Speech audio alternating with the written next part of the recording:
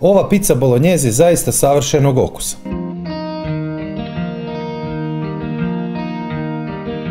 Pa krenimo s receptom. 500 g glatkog brašna, 10 g soli, 7 g šećera, 7 g suhog kvasca,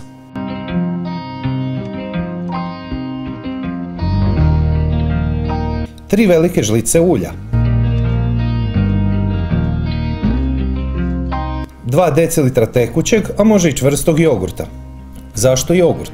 Jogurt će omekšati tijesto i dati specifičnu rahlost tijestu. U pizzerijama peku na više od 350 stupnjeva i zbog kratke termičke obrade ne mogu isušiti tijesto, kao što je to slučaj kada pečete u pećnici kod kuće, koja ne može postići temperaturu krušne ili električne peći za picu.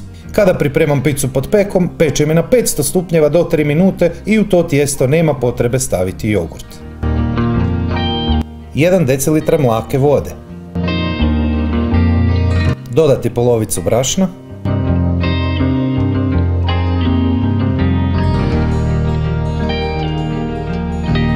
ponovo dodati polovicu preostalog brašna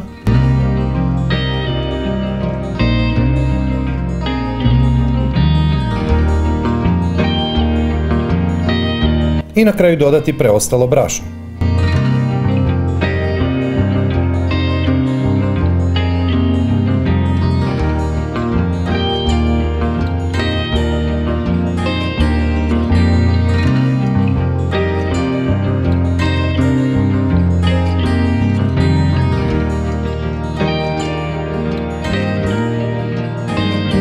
Tijesto mora biti malo ljepljivo, ali će zbog toga biti ukusnije.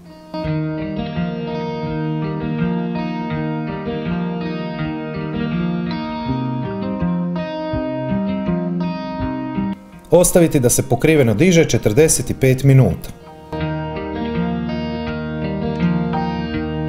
Malo ulja,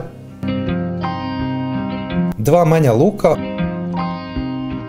i korenasto povrće, celer i peršin.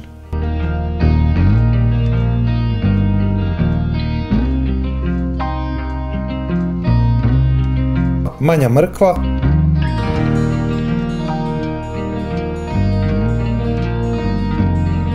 deset minuta. 200 do maksimalno 500 g bilo kojeg mljevenog mesa s kojim raspolažete i koje volite. 7 g soli, papar, 15 do 20 minuta.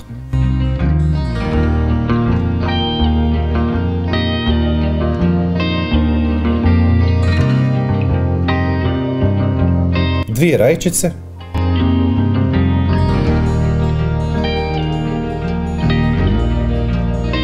1 decilitar vode, pričekati da zakuha. Lagano pritisnuti pa kuhati 5 minuta.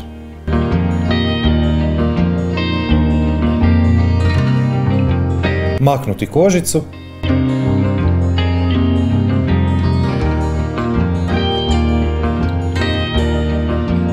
Sedam grama šećera,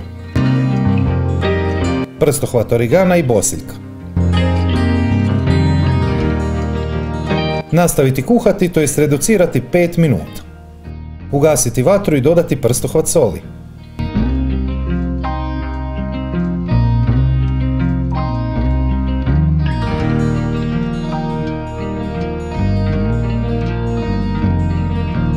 Tijesto više nije ljepljivo za prste.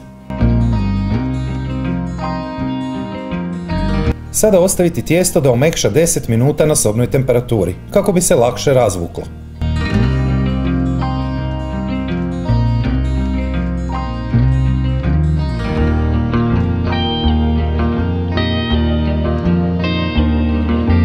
Papir za pečenje.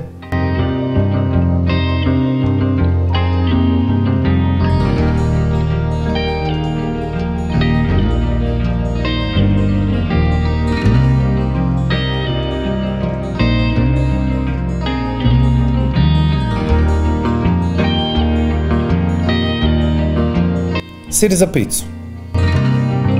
Ugrijati pećnicu na maksimalnu temperaturu sa uključenim gornjim i donjim grijačem, znači bez ventilatora.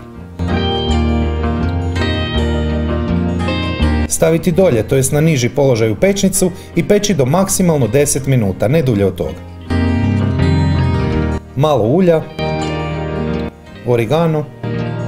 Ispod svakog mog videa pisani recept, popis sastojaka, postupak i savjeti koji nisu stali u video. Ali i preporuke za više od 10 raznih verzija izvedenica pice koje bi zaista volio da probate.